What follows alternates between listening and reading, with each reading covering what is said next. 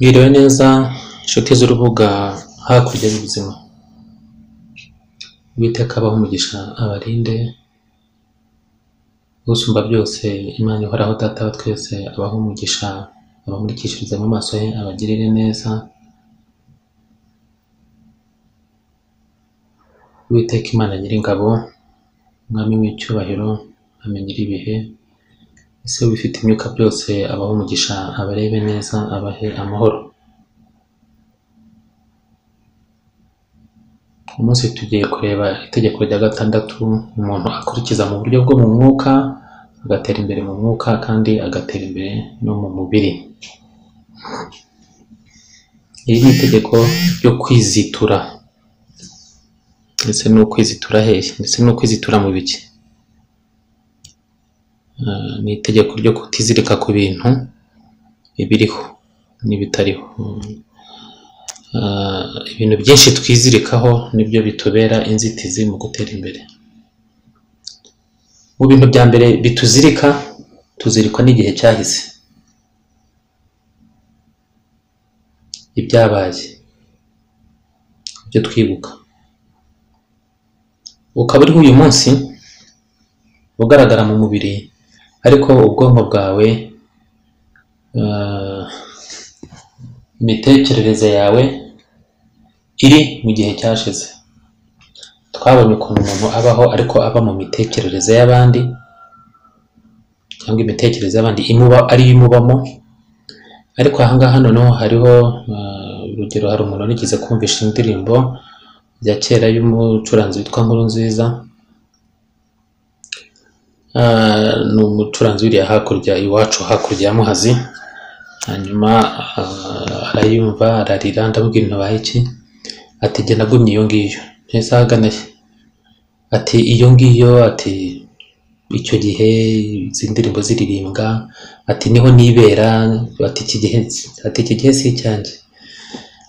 Yanabivugaga ukuri kuko hashize igihe gitoya aritahira, ariko ataha yishimye avuga ati ntabwo nifuzaga kuba muri kino gihe, no mu bantu b'iki gihe, no muri njyewe w'iki gihe ntabwo byahuraga, ntabwo byamacingaga nk'uko bisigaye bivugwa. Ati ntabwo byavagamo. Ati reka ntahe, ko yambwiye ati reka ntahe, ati igihe si icyanjye, aha si ahanjye, aba si abanjye. Yabuze byinshi. Iki gihe si icyanjye, ibi si ibyanjye, aba si abanjye. Rero itegeko ryo kwizitura cyangwa kutizirika ku bintu, kutizirika muri make, kwibohora, niko kwibohora nyako. Mu kwibohora ku bintu, ku hantu, ku bantu, niho haba ubwenge, kuko uba werekeza mu aho utazi. Bavandimwe, ubwenge bw'iki gihe cyangwa na logique formelle ikubwira yuko kujya aho utazi ari ubwenge buke, ariko kujya aho uzi nicyo bita conditionnement mental. Donc uba warategetswe ibyo utekereza. Ariko iyo ugiye aho utazi, uba ugiye kuvumbura, uba ugiye guhimba, uba ugiye guhura bundi bushya.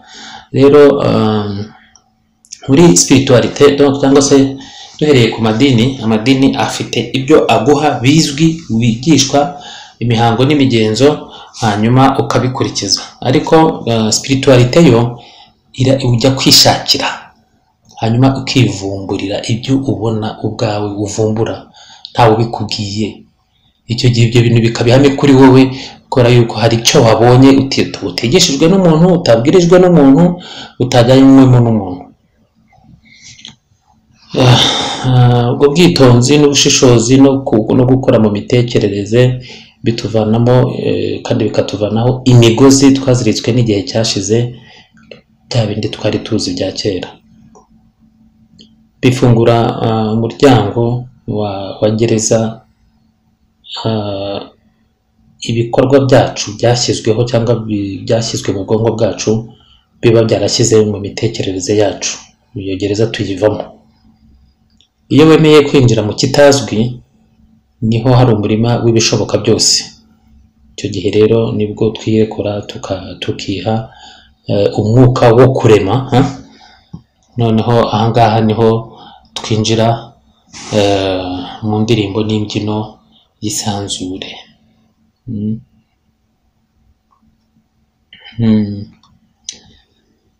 Nk'uko ushobora kubona inyoni ebyiri ziri ku ishami ry'igiti, kandi zose uko ziri ku ishami ry'igiti ni inyoni ebyiri ziri ku ishami rimwe.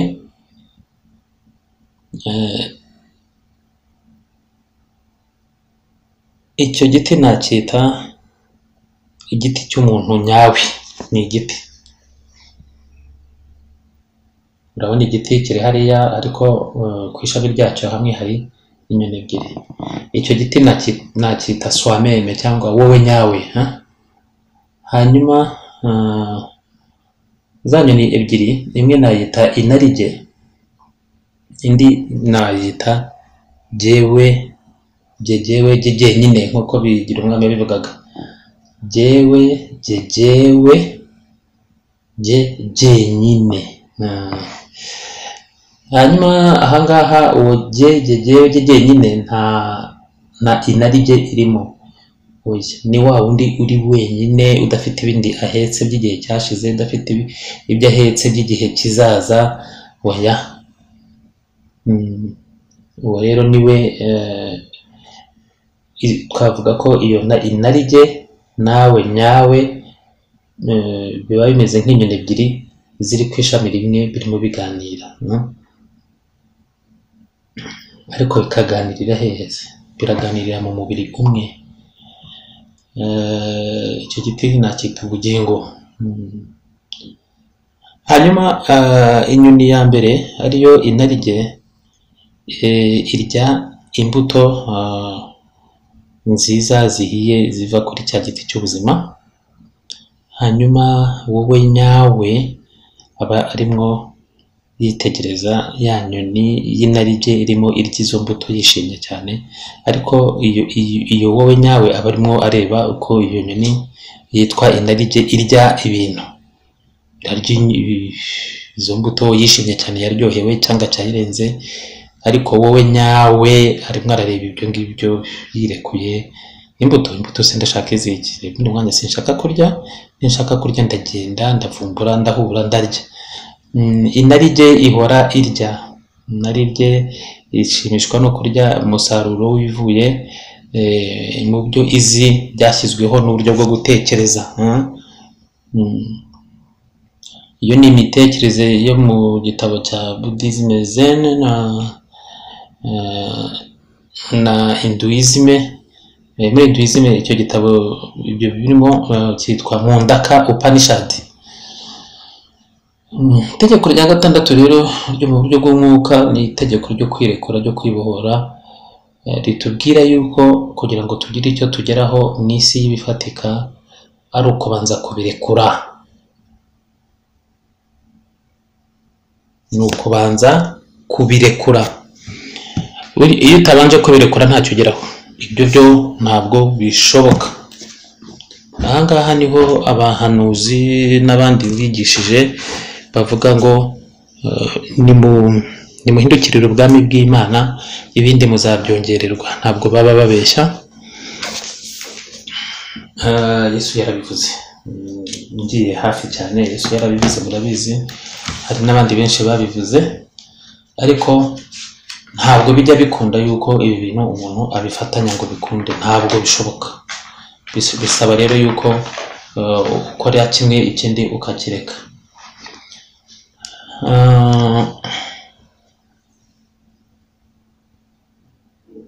Ntabwo bivuga yuko ugomba kureka ubushake n'impamvu ituma ukora ibintu byo kugira ibyo ugeraho mu buzima. Oya, ibyo ugomba kureka ntabwo ari intention ituma ukora ibintu cyangwa ubushake, ahubwo icyo ugomba kureka ni ukwizirika kwawe ku bisubizo bivuye mu kintu wakoze. Ahangaha nureka kwizirika ku bisubizo bivuye mu byo wakoze, uzagira imbaraga nyinshi mu mitekerereze. Igihe muri wa mwanya wowe ubwawe wiyemeza yuko utazakurikirana ibisubizo bivuye mu byo wakoze, uvuga ngo bya bindi nakoze byabyaye iki, ese uriya nahaye yabikoresheje iki, ese gutyo ushaka ibisubizo, urashaka ibisubizo. Iyo wivanyemo icyo kintu ugira imbaraga cyane, niho wowe winjira muri bwa bushake, muri ya mpamvu ituma ukora ikintu, kandi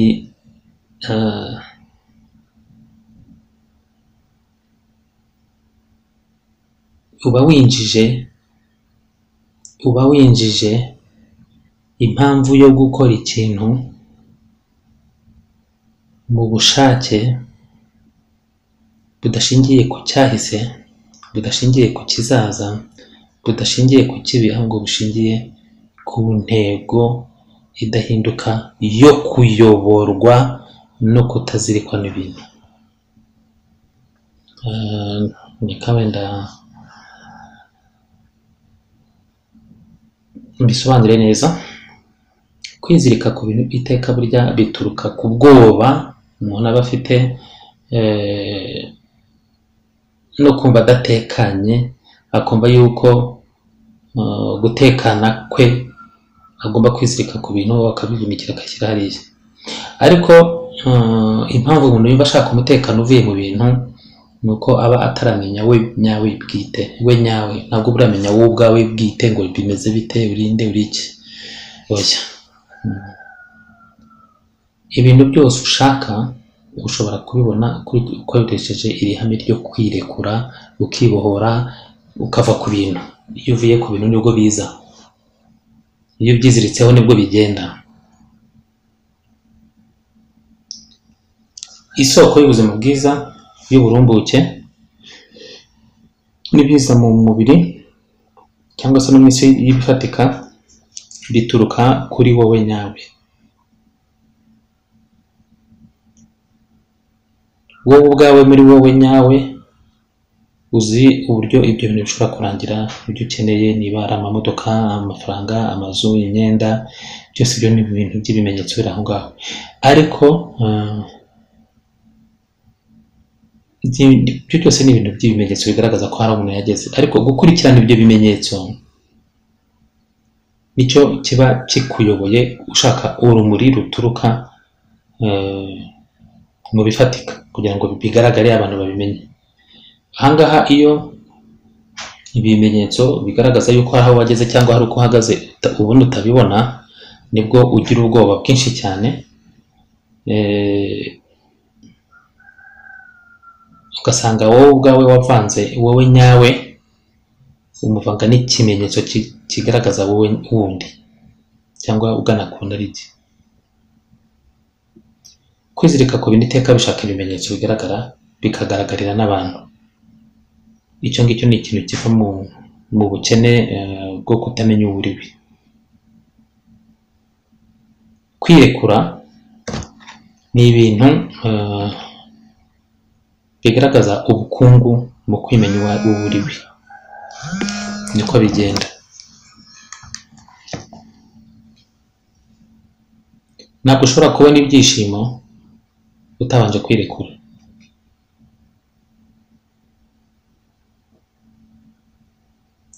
Ntabwo ushobora kubaho ukurikira ibikumara ubwoba nk'ubukungu ngo uzanashake n'Imana ngo bikunde, ntabwo bijya bibaho.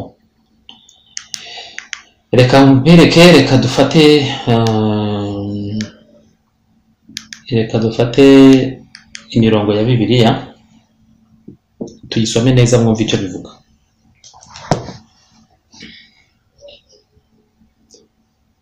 Muri Matayo igice cya 6 umurongo wa 24 handitse ngo ntimukunde iby'isi, ariko ugiye no muri Luka igice cya 16 umurongo wa 13 naho wabibona. Ariko nk'aha ngaha bavuga ntimukunde iby'isi, iyo hasomye urabyumva.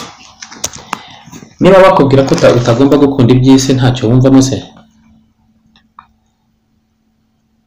None se niba Yesu Kristo akubwira ngo wikunde iby'isi, ukeka yuko nubikunda hari aho muzahurira niba umwemera nk'Imana yawe? Donc ahangaha icyo nshaka kuvuga nuko hariho contradiction mu myemerere y'abantu.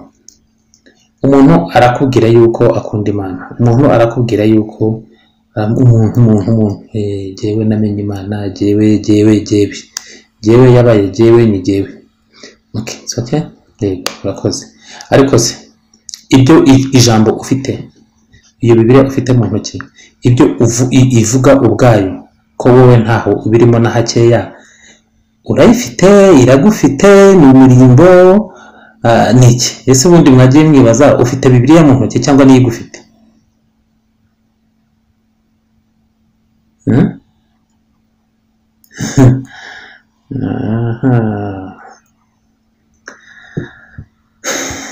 Kumenya neza yuko Imana ari data, ukamenya yuko wabyawe utaremwe, nibyo bintu byonyine bishobora kuguha amahoro ava ku Mana, nibyo bishobora kuguha gukiranuka. Reka twirebere icyo ijambo ry'Imana ryanditse muri Bibiliya rivuga, hanyuma dukomeze inyigisho yacu.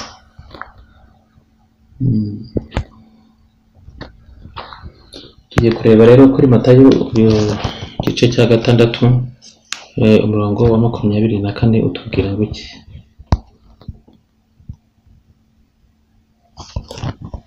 Aravuga ngo ntimukunde iby'isi. Ntawe ukeza abami babiri, kuko yakwanga umwe agakunda undi, cyangwa yaguma kuri umwe agasuzugura undi. Ntimubasha gukorera Imana n'ubutunzi. Point très. Ibindi najidanganya uri beshya. Iri ni itegeko ryo kwibohora ku by'isi. Ntimukunde iby'isi. Hari ibindi yavugaga se? Ni ibiki? Si n'umuyaga se? Ni ibyatsi? Ni iki?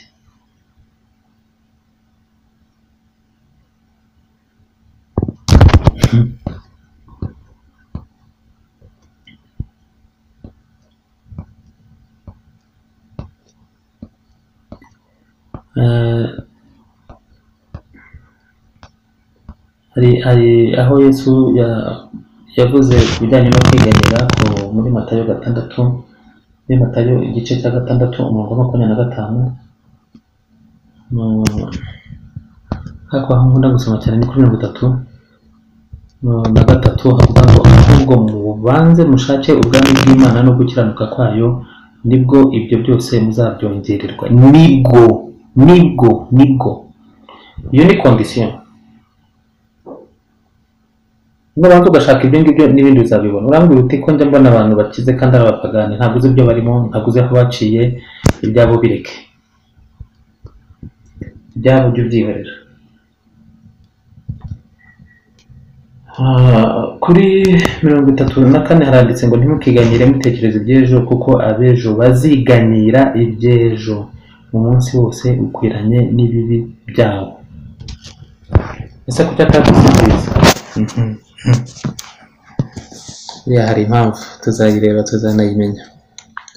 Ariko ahangaha icyo nashakaga kuvuga, afite icyo yavugaga igihe yavugaga ngo ntabwo mubasha gukorera iki Imana n'ubutunzi. Nicyo ahangaha iyi nyigisho irimo ivuga.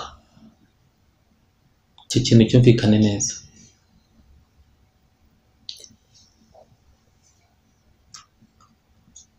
Iyo uzi neza uwo uri we,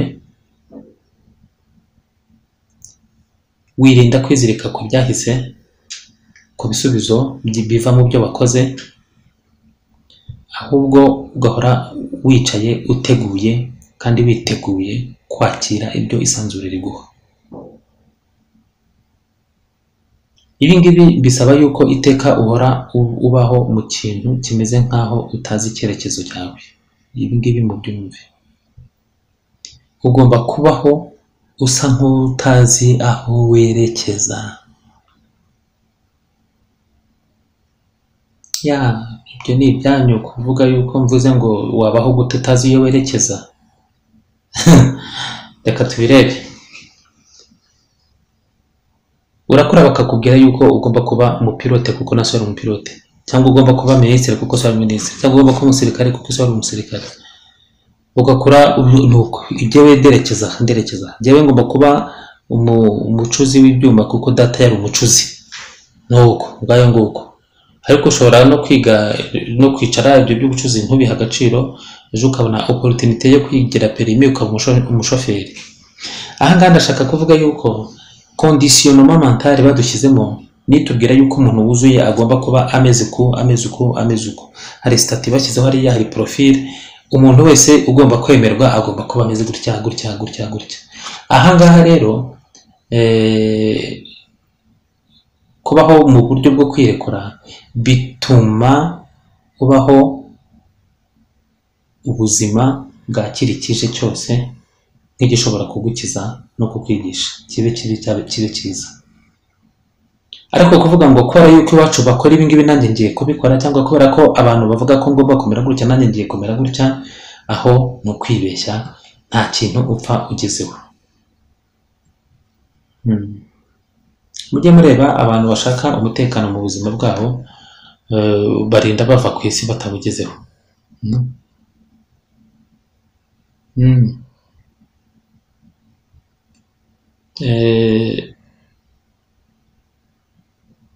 Umurima urimo ibintu utazi niho umwuka ukurimo Uwiteka Data wa twese yagushyizemo ugenda urema, ukavuga ngo turi hano imbere hari iki, reka turebe, hariya hari iki, hano hari ibi, hariya hameze uko. Ni ahangaha mu isanzure, mu kirere, mu gihe, ahantu, mu buryo umwana w'Imana aremera ubuzima bwe.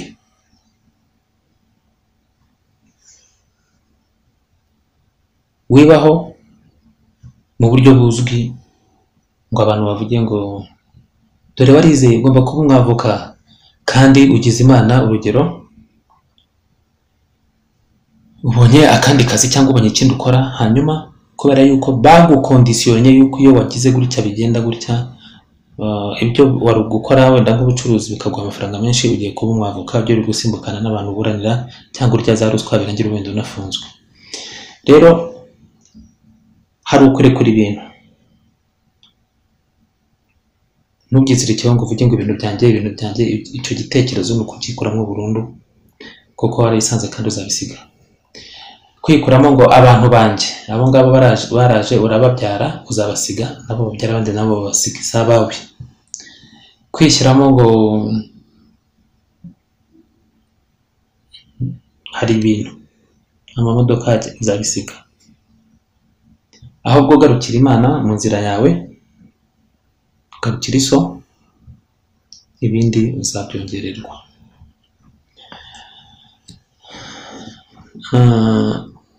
Ni iki ushobora gukora kugira ngo iri tegeko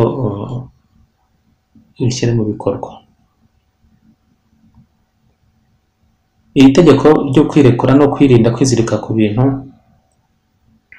rituma umuntu atera imbere vuba cyane iyo uryumva neza. Aha ngaha usanga ibintu atari wowe ubihatiriza, ahubwo ari byo biguhatiriza ngo ese tubeho, ese tukugire, ese utari watekereza ibintu birikora.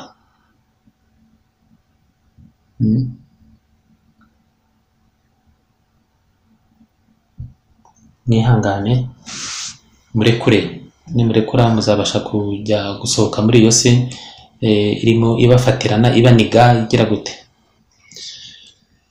Ndagira ngo mbagire inama y'icyo mwakora rero kugira ngo iri tegeko murishyire mu bikorwa. Mba narivuzeho byinshi, ariko iyi mirongo yo muri Bibiliya irahagije kabisa. Byuka mu gitondo uvuga uti uyu munsi ndagerageza kubaho mu kudakunda ibintu. Uvuga uti ndi bwihe kandi ndahana mugenzi wanjye buri wese tuba turi kumwe cyangwa uwo mbona, ndamuha icyo mfite kandi nanjye ndaba nkihaye. Icyo kintu mucyumve, uwutanze aba yihaye. Ndaza kuba uwo ndiwe, ntawe undeba, ntawe unjora, icyo ndi butange nanjye ndaba nkihaye. Ntabwo ndi bushake igisubizo cy'ibibazo byanjye, kuko bishobora kurangira ahubwo havuyemo ibindi bibazo. Ibintu byose bijyemo gakeya, bijyemo nta gukunda ibintu bikuyoboye, ibintu byose uzabitsinda.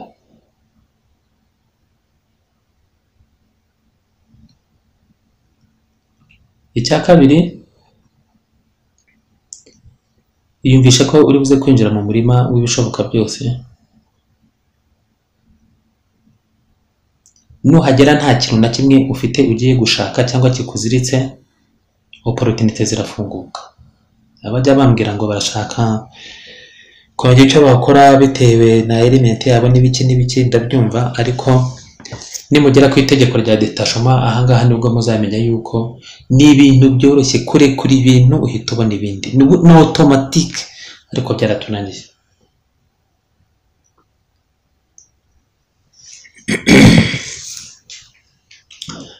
Rero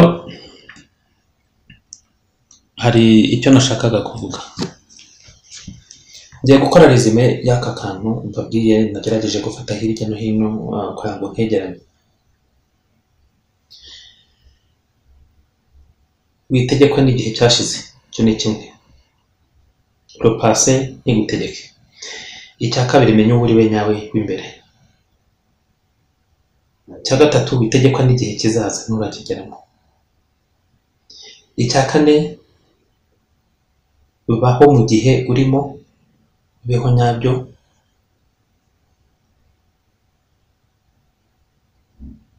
Ukunde mugenzi wawe aho ava akagera, kubera yuko uwo ni wowe wundi.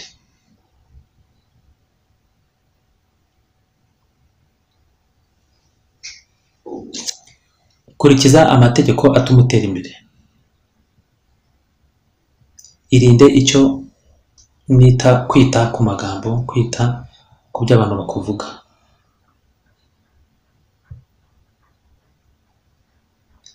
Irinde kumva yuko ibyo bagutekerezaho n'ibyo ukora byose n'ibyo utunze byose ari ibyawe, nta na kimwe cyawe kirimo.